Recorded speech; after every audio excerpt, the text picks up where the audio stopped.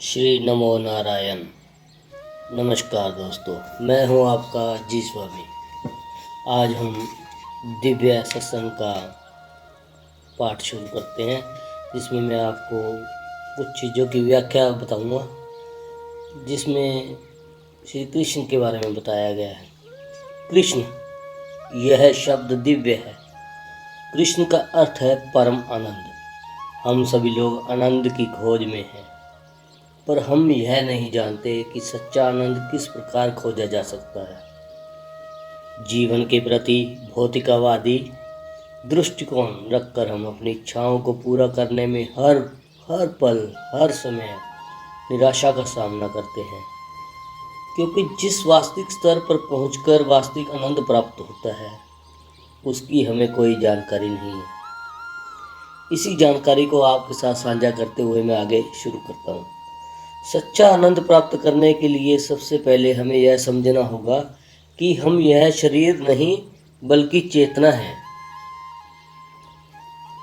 चेतना सिर्फ ही नहीं, क्योंकि चेतना तो हमारी वास्तविक पहचान का लक्षण मात्र है।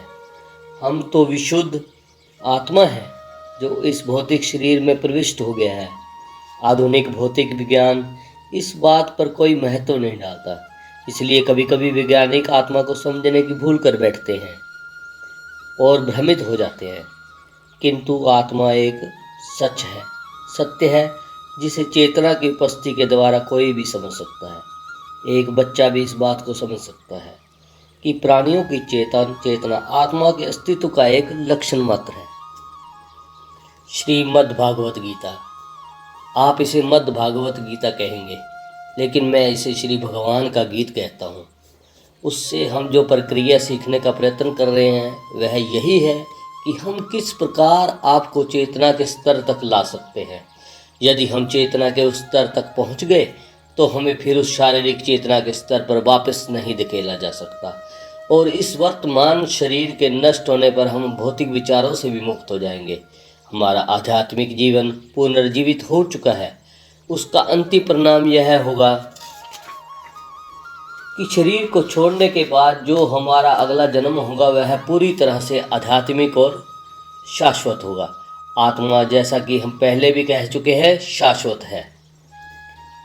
इस शरीर के नष्ट होने पर भी चेतना नष्ट नहीं होती, परंतु चेतना दूसरे प्रकार के किसी शरीर में प्रविष्ट हो जाती है और हम फिर उसी भौतिक जीवन की अवधारणा से परिचित होने लग जाते हैं। इस बात को श्रीमद् भागवत गीता में भी समझाया गया है। मृत्यु के समय यदि हमारी चेतना पूर्ण विशुद्ध है तो हम इस बात के प्रति पूर्ण आश्वस्त हो सकते हैं कि हमारा अगला जीवन भौतिक नहीं वरन आध्यात्मिक होगा। यदि मृत्यु के समय हमारी चेतना शुद्ध नहीं हुई तो इस शरीर को छोड़ने के बाद हम पुनः कोई भौतिक शरीर प्राप्त करना होगा। वह प्रक्रिया निरंतर चल रही है, यह प्रकृति का नियम है। अभी हमारे पास सीमित शरीर है। जो शरीर हम देख रहे हैं वह स्थूल है। यह एक कमीज और कोट के समान है। जिस प्रकार कोट के नीचे कमीज और कमीज के नीचे शरीर होता है, उसी प्रकार विशुद्ध आत्मा भी कमीज है और कोट से ढकी हुई है। मस्तिष्क, बुद्धि तथा मिथ्याभिमान की वस्त्र है। मिथ्याभिमान का अर्थ है यह गलत धारणा कि हम केवल पदार्थ हैं, इस भौतिक संसार के उत्पादन हैं। हमारी यह भ्रांत धारणा ही हमारे अस्तित्व को सीमित कर देती है। उदाहरण के लिए, मेरा जन्म भारतवर्ष में हुआ, इसलिए मैं अपने आप को भारतीय समझता हूँ। अमेरिका में जन्म हुआ तो मैं अपने आप को अमेरिकी समझता हूँ, किंतु शुद्ध आत्मा के नाते इसमें से न तो कोई भारतीय है और ना ही कोई अमेरिका है। हम तो शुद्ध आत्मा है, बाकी से सब तो उपाधियाँ मात्र है।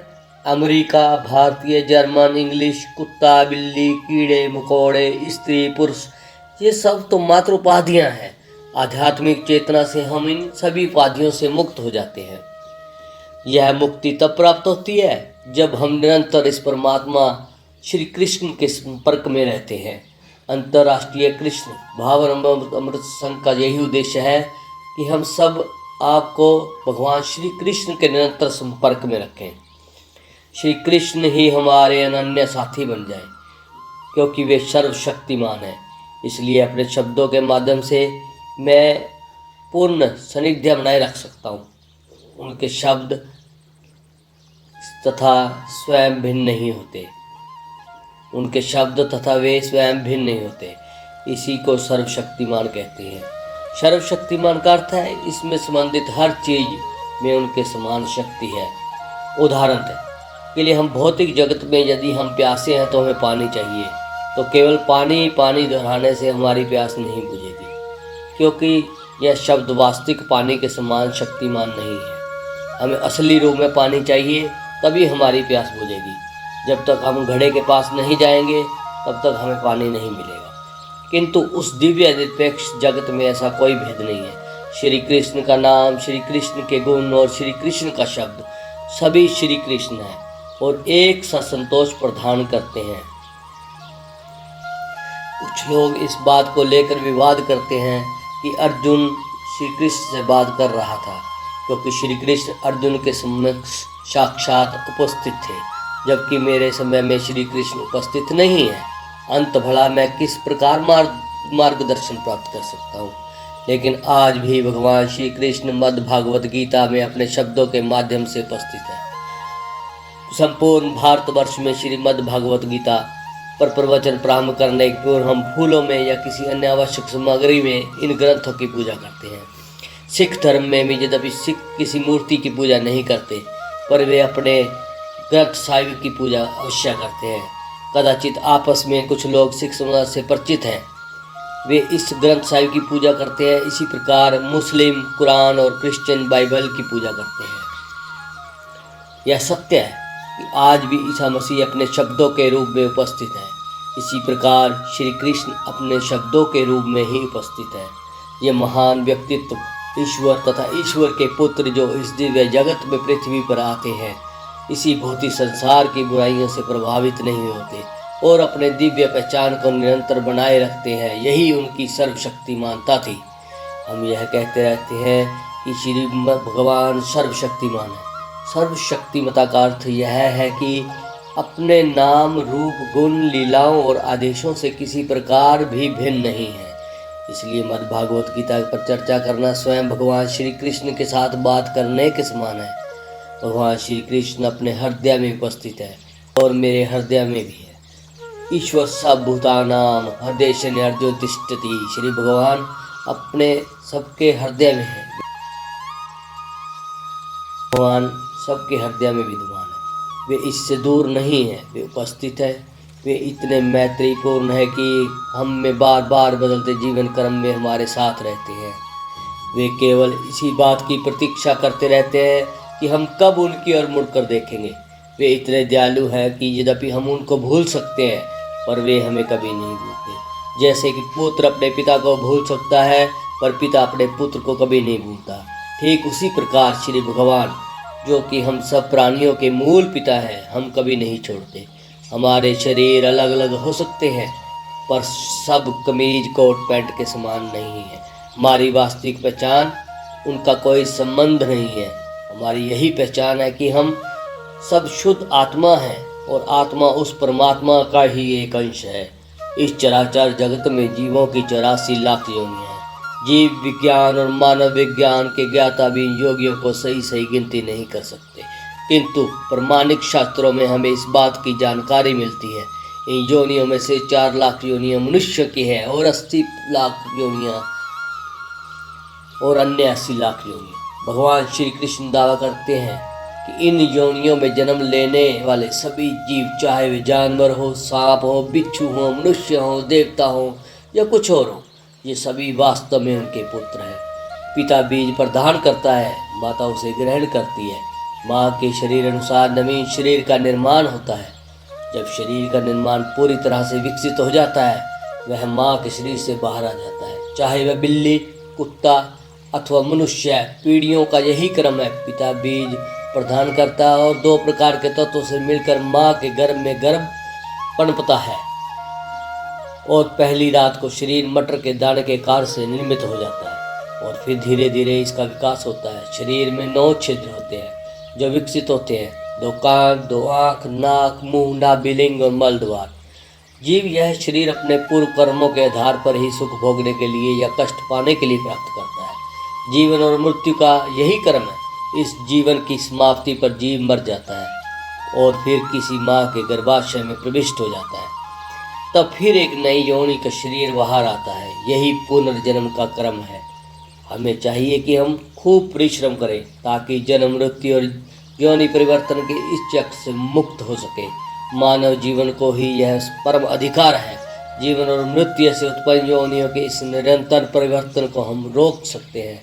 हम पूर्ण अपने वास्तविक आत्मिक स्वरूप को प्राप्त करके आनंद और पूर्ण ज्ञान से भरा शाश्वत जीवन जी सकते हैं। विकास अथवा प्रगति का यही उद्देश्य यही है। इसलिए हमें चाहिए कि हमें इसे व्यर्थ न जाने दें। जैसे ही हम भगवान के इस पवित्र नामों का उच्चारण और श्रवण आरंभ करते हैं, वैसे ही हमारे लिए मुक्ति के द्वार खुलने लगते हैं। इस बात का विशेष रूप से मैं आपको बताना चाहता हूँ कि भगवान के इस पवित्र नामों का जप कीर्तन करना है। हरे कृष्ण कृष्ण कृष्ण हरे हरे, हरे राम राम राम हरे हरे। तथा श्रीमद् भागवत गीता में बताए गए सत्य को सुनना वह श्री कृष्ण के साथ शारीरिक संग रखने के समान ही है।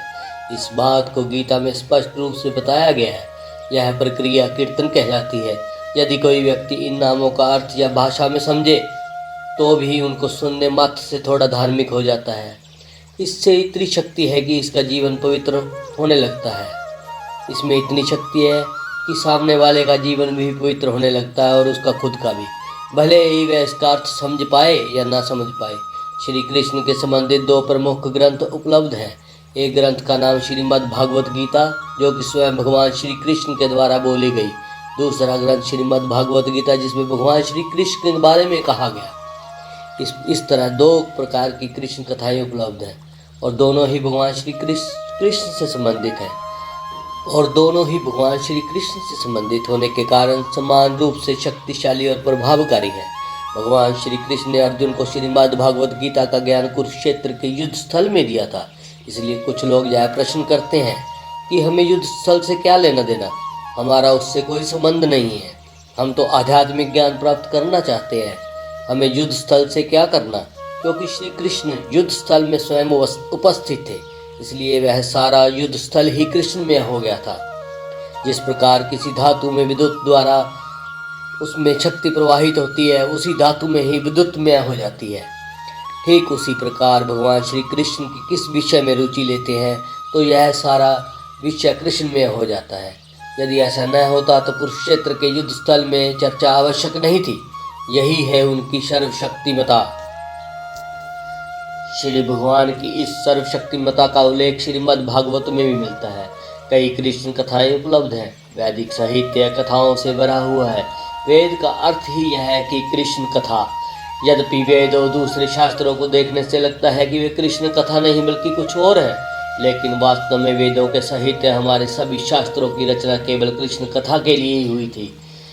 अब प्रश्न यह उठता है कि भला कृष्ण कथा सुनने से क्या लाभ होगा। उत्तर में कहा जा सकता है कि कृष्ण कथा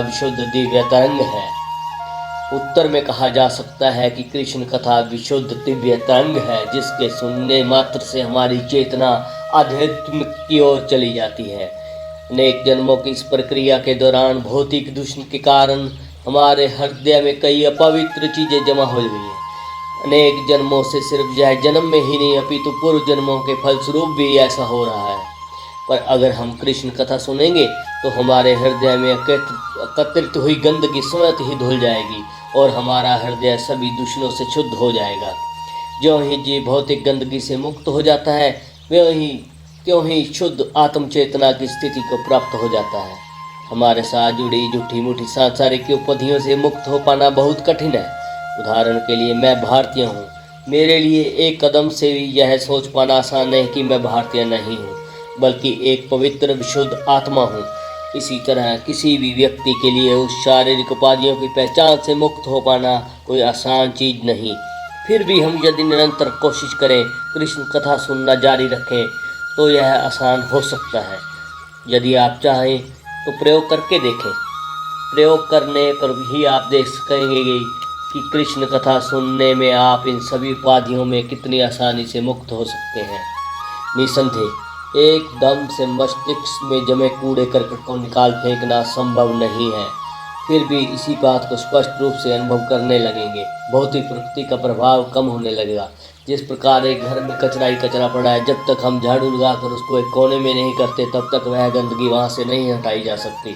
उसी प्रकार भौतिक प्रकृति 3 प्रकार से काम करती है, सत्व, रज और तम। तमोगुण से युक्त जीवन तो एकदम निराशाजनक है। रजोगुण भौतिक है। जो व्यक्ति रजोगुण से प्रभावित है वह इसी भौतिक जगत के झूठे आनंद को भोगना चाहता है। सत्य से अपरिचित होने के कारण वह अपने शरीर की सारी शक्ति निचोड़कर भौतिक भोगों को लगा देता है। इसी प्रकार रजोगुण कहते हैं। जो रजोगुण और तमोगुण से प्रभावित है उसमें न तो रजोगुण के कोई लक्षण होते हैं और न ही सत्वगुण के। जीवन के सबसे गहरे अंधकार में डूबे रहते हैं।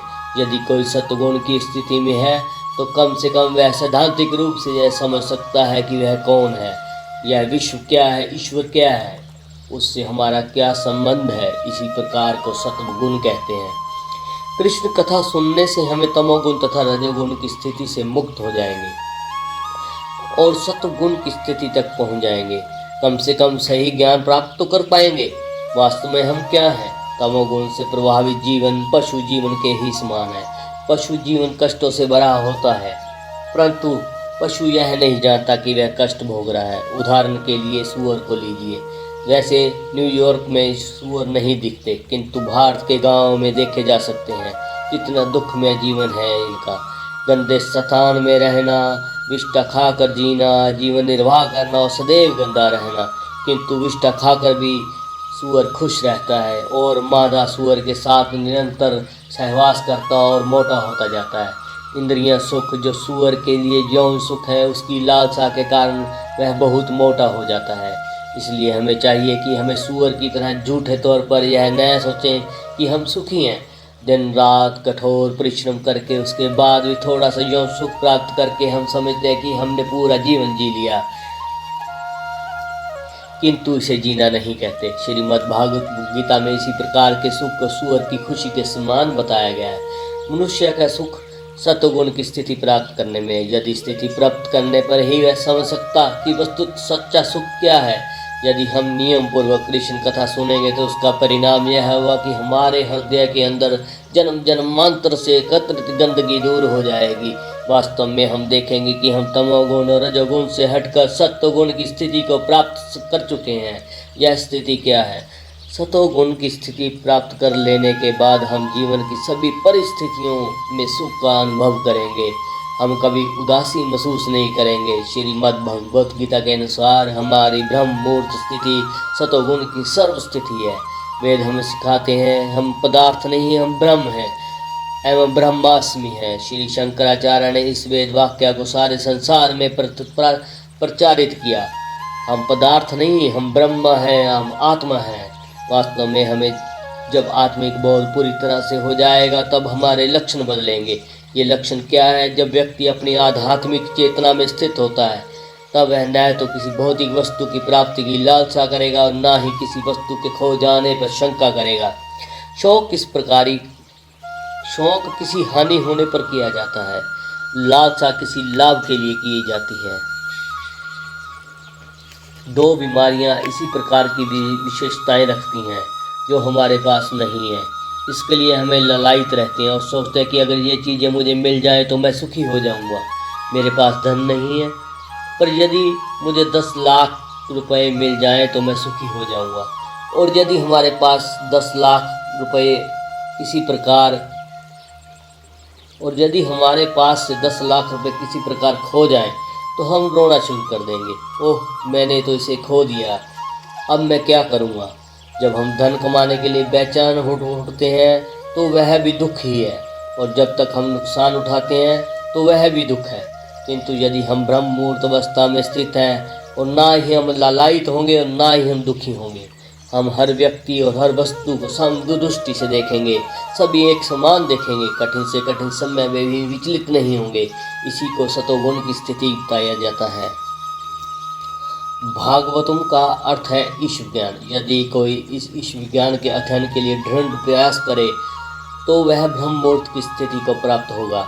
उस ब्रह्म मुहूर्त स्थिति को प्राप्त करने के लिए हमें कर्म करना होगा, क्योंकि हम कर्म करने की सलाह दी गई है हमें कर्म करने की सलाह दी गई है। जब तक हमारे पास भौतिक शरीर है हमें कर्म करना ही होगा। हम कर्म करना बंद नहीं कर सकते, यह संभव नहीं है, किंतु कर्म करते हुए हमें यौगिक साधनों को अपनाना होगा।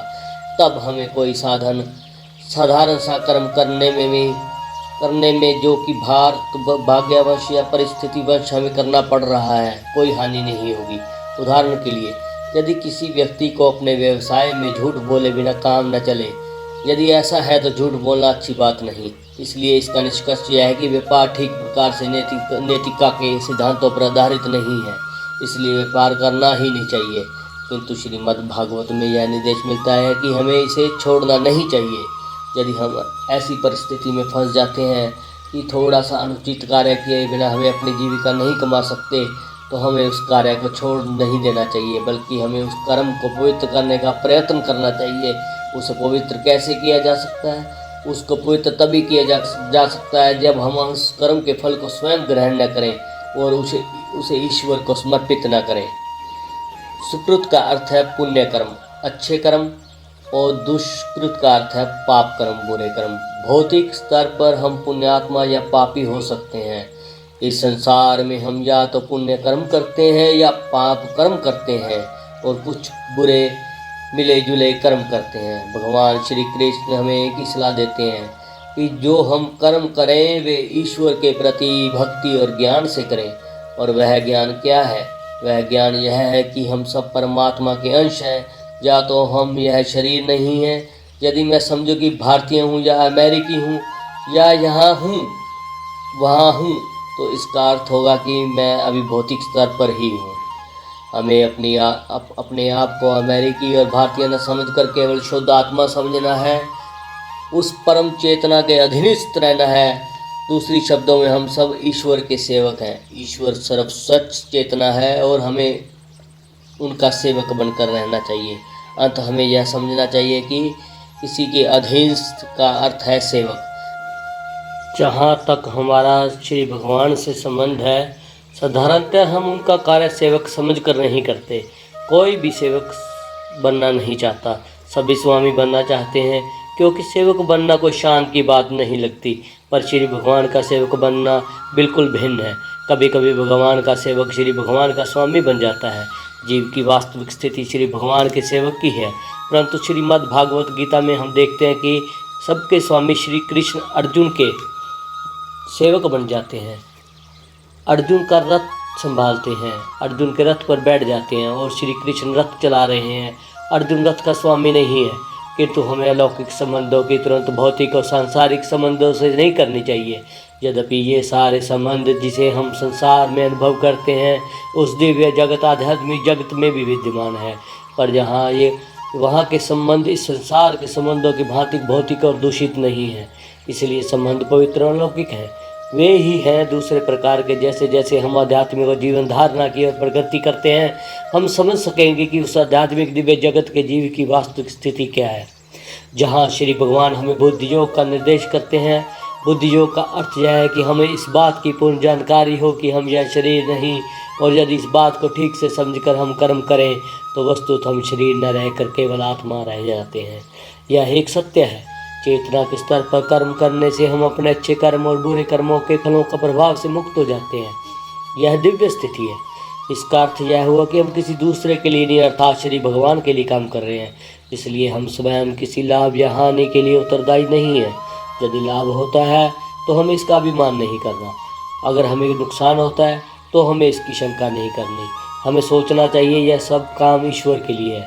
अगर हमें कोई नुकसान उठाना पड़े तो हमें सोचना चाहिए ये ईश्वर का नुकसान है, यह काम ईश्वर का है, तब हम सुखी रह सकते हैं। हमें इस प्रकार की समझ का अभ्यास करना चाहिए। हर काम ईश्वर का काम है। हमें इस प्रकार की दिव्य प्रकृति का विकास करना चाहिए।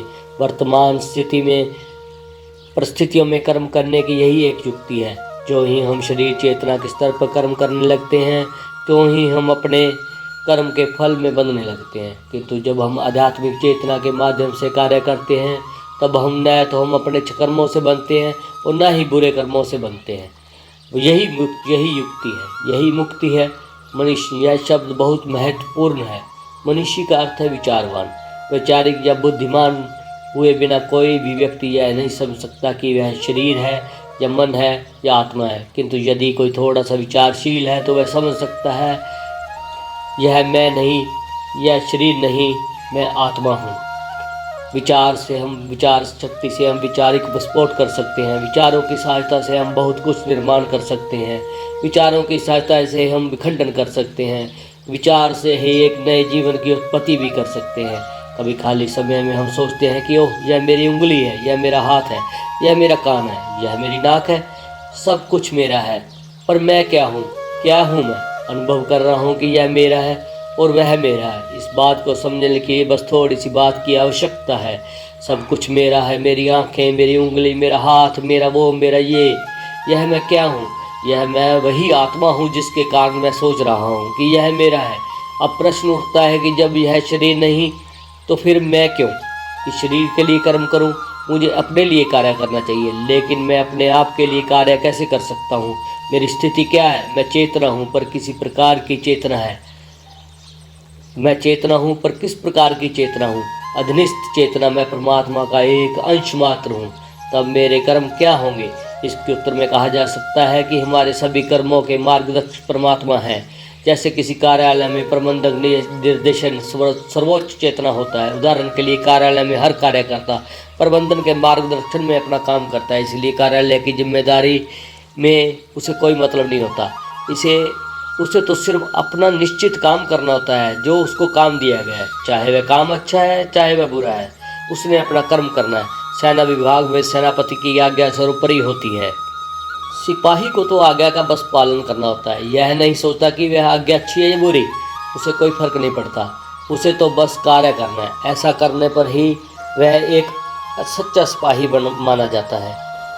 ऐसा करने पर ही वह एक सच्चा सिपाही माना जाएगा। यदि वह इस प्रकार काम करता है तो उसका पुरस्कार उसे मिलता है, उसे पद और सम्मान मिलता है, पर वह उसकी परवाह नहीं करता। सेनापति उससे कहता है कि जाओ उस शत्रु को मार दो, वह ऐसा करता है और इसका पुरस्कार भी उसे मिलता है। क्या आप सोचते हैं कि सिपाही को यह पुरस्कार किस व्यक्ति की जान लेने के लिए गया? नहीं, पुरस्कार उसे अपने कर्तव्य पालन के लिए दिया गया था। ठीक उसी प्रकार मद् भागवत गीता में भगवान श्री कृष्ण अर्जुन को निर्देश दे रहे हैं। श्री कृष्ण सर्वोपरि आत्मा परमात्मा है। मैं आत्मा हूँ, उस परमात्मा का एक अंश हूँ, इसलिए मेरा कर्तव्य है कि मैं वैसा ही करूं जैसा कि मुझे परमात्मा से आदेश मिलता है। उदाहरण के लिए मैं यह सोचता हूं कि मेरा हाथ मेरे शरीर का एक भाग है, वह अपने ढंग से कार्य करता है। जैसे मैं चाहूं मेरे हाथों को, पैरों को, आँखों को काम करना चाहिए। इस प्रकार मैं अपने अंगों को निर्देश देता हूँ, आदेश देता हूँ और वे उसका पालन करते हैं। अतः जिस प्रकार हमारे अंग हमारे शरीर के भाग हैं, उसी प्रकार ही उस परमात्मा के अंश या भाग हैं। जब हम उस परमात्मा की इच्छा के अनुरूप कार्य करने के लिए अपने आप को प्रशिक्षित करते हैं, तब हम सब अच्छे बुरे कर्मों से ऊपर उठ जाएंगे। यही सही तरीका है। अब इसी विधि के पालन का नतीजा क्या होगा? नतीजा यह होगा कि उस जन्म और मृत्यु के बंधन से मुक्त हो जाएंगे। न जन्म और न मृत्यु। भाव यह है कहने का कि हमारे मन के अंदर ही हमारे मन को संकेत देने वाले श्री कृष्ण खुद विराजमान हैं। वही हमारे अंगों को चलाते हैं, वही हमारी जुबान को बुलाते हैं। जिस प्रकार आज मैं आपके सामने ये प्रवचन इसके अंदर रिकॉर्डिंग के माध्यम से या यूट्यूब माध्यम के आपके पास पहुंचा रहा हूं, ये उन्हीं का ही आदेश है। मैं खुद नहीं कर रहा हूं, चाहे इसमें मेरी जो भी लालसा हो या कोई मंशा हो। शायद मैं अभी कोई पॉपुलर एक सत्संग करने वाला आदमी बन जाऊं, लेकिन नहीं, ये उन्हीं के आदेश के आधार पर मैं इसको रिकॉर्ड कर रहा हूँ। आधुनिक वैज्ञानिक तथा दार्शनिक जन्म मृत्यु जरा और व्याधि और इन चीज़ों के बारे में कुछ नहीं सोचते। वे उनको अलग रख देते हैं। सोचते हैं हमें वर्तमान को भोगना चाहिए और आनंद उठाना चाहिए, परंतु मानव जीवन का उद्देश्य जन्म मृत्यु जरा और व्याधि के बंधन से मुक्ति पाने का उपाय ढूंढना है। यदि किसी सभ्यता में इन चारों समस्याओं से मुक्त होने का हल नहीं ढूंढा तो वह मानव मध्य सभ्यता नहीं, मानव सभ्यता का उद्देश्य है और इन चारों समस्याओं के पूर्ण समाधान का मार्ग ढूंढना। श्रीमद् भागवत भगवान श्री कृष्ण कहते हैं, कर्मज बुद्धि युक्तम। कर्मज का अर्थ है यहाँ क्रिया होगी, वहाँ उसकी प्रतिक्रिया भी होगी। यदि कोई बुरा काम करेगा तो उसकी बुरी प्रतिक्रिया भी होगी, किंतु प्रतिक्रिया चाहे जो भी हो, अच्छी हो बुरी हो, आध्यात्मिक दृष्टिकोण से देखा जाए तो यह दुख ही है। मान लीजिए कि अपने पूर्व जन्मों के अच्छे कर्मों के कारण मुझे अच्छा जीवन मिला, सुंदर शरीर और शिक्षा मिली, मेरे पास ये सभी चीज़ें भले ही हों, पर इसका अर्थ यह नहीं हुआ कि मैं भौतिक दुखों से मुक्त हो गया। जन्म, मृत्यु, जरा और व्याधि, चाहे मैं धनवान हूँ, सुंदर हूँ, सुशिक्षित हूँ, बड़े परिवार में जन्मा होना, चाहे कुछ भी क्यों ना हो, फिर भी मृत्यु, जरा और व्याधि से बच नहीं सकता। इसलिए हमें शुभ और अशुभ किसी प्रकार के कर्मों को कोई महत्व नहीं देना चाहिए। हमें केवल आध्यात्मिक कर्मों से ही संबंध रखना चाहिए। केवल वही हमें जन्म, मृत्यु, जरा और व्याधि से बचा सकते हैं। यही हमारे जीवन का उद्देश्य होना चाहिए। हमें अच्छी या बुरी किस प्रकार की वस्तुओं की लालसा रखनी है। उदाहरण के लिए मान लीजिए कि हम किसी व्यक्ति के किसी बीमारी से कष्ट पा रहे हैं, वह बिस्तर पर लेटा और खाना पीना, सोच, कर्म और आदि कठिनाइयों का सामना कर रहा है, साथ में कड़वी दवाइयाँ खा रहा है, कमरे में अप्रिय गंध न फैले इसलिए नर्स को उसे साफ रखना पड़ता है। जब यह इस स्थिति में लेटा हुआ है तभी उसके कुछ मित्र उससे मिलने आते हैं और उसके स्वास्थ्य के बारे में पूछते हैं। वह कहता है, हाँ मैं ठीक हूँ। अब यह ठीक क्या है? बिस्तर पर असुविधापूर्वक सोना, कड़वी दवाई खाना, हिलने डुलने में कठिनाई का महसूस करना, उन सब असुविधाओं के बावजूद भी यही कहता है मैं ठीक हूँ। इसी प्रकार हमारे जीवन की भौतिक स्थिति में हम यदि यही सोचते हैं कि मैं सुखी हूँ तो हमारी मूर्खता है। हम भौतिक जीवन में कोई सुख नहीं बल्कि सुख प्राप्त करना असंभव है। इस भौतिक जीवन में कोई सुख नहीं है, यहाँ पर सुख प्राप्त करना असंभव है। इसी स्थिति में हम जानते ही नहीं कि सुख क्या है, इसलिए विशेष रूप से मनुष्य अर्थात विचारवान शब्द का प्रयोग किया गया है। हम कुछ बाहरी और बनावटी साधनों से सुख प्राप्त करना चाहते हैं, पर ऐसा सुख कब तक रहेगा? यह सुख अधिक समय तक नहीं टिकेगा। यह सुख अधिक समय तक नहीं टिकेगा। हम वापस दुख की स्थिति में आ जाएंगे। मान लीजिए कि नशे में हम सुख का अनुभव करते हैं तो यह हमारा असली सुख नहीं है। मान लीजिए कि हमारी कमर में दर्द है और हमने एक टैबलेट ले ली। जब तक उस टैबलेट का 4-5 घंटे असर रहेगा तो हमारा शरीर सही रहेगा, उसके बाद फिर कमर में दर्द स्टार्ट हो जाएगा। उसी प्रकार अगर मुझे क्लोरोफॉर्म सुंघा कर बेहोश कर दिया गया है, जिसके कारण मैं ऑपरेशन का दर्द महसूस नहीं कर रहा हूँ, पर उसका अर्थ यह नहीं हो कि मेरा ऑपरेशन नहीं हो रहा। यह सब बनावटी चीज़ है। वास्तविक सुख और वास्तविक जीवन भी विद्यमान है। श्रीमद् भागवत गीता में जैसा कि भगवान श्री कृष्ण ने आदेश दिया, विचारवान व्यक्ति अपने कर्मों के फल का त्याग कर देते हैं क्योंकि वे आत्म ज्ञान के स्तर पर आसीन होते हैं। इसका नतीजा यह होता है कि जन्म, मृत्यु, जरा, व्याधि के बंधन का अंत हो जाता है। इसी अंत को हम परमानंद के भंडार रसराज श्री कृष्ण के साथ जुड़ने से पा सकते हैं। वास्तव में यही पर सच्ची खुशी और यही हमारा लक्ष्य है।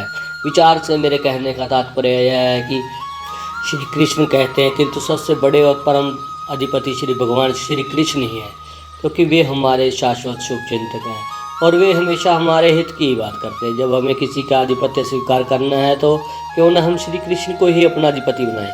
केवल श्रीमद् भागवत और श्रीमद् भागवतों में भी उसकी महिमाएं सुनकर उनके नाम हरे कृष्ण का जप करके हम बड़ी तेज़ी से अपने जीवन को संपूर्ण बना सकते हैं। अब अंत में मैं ये महामंत्र का गुणगान करते हुए ये समाप्त करना चाहूँगा।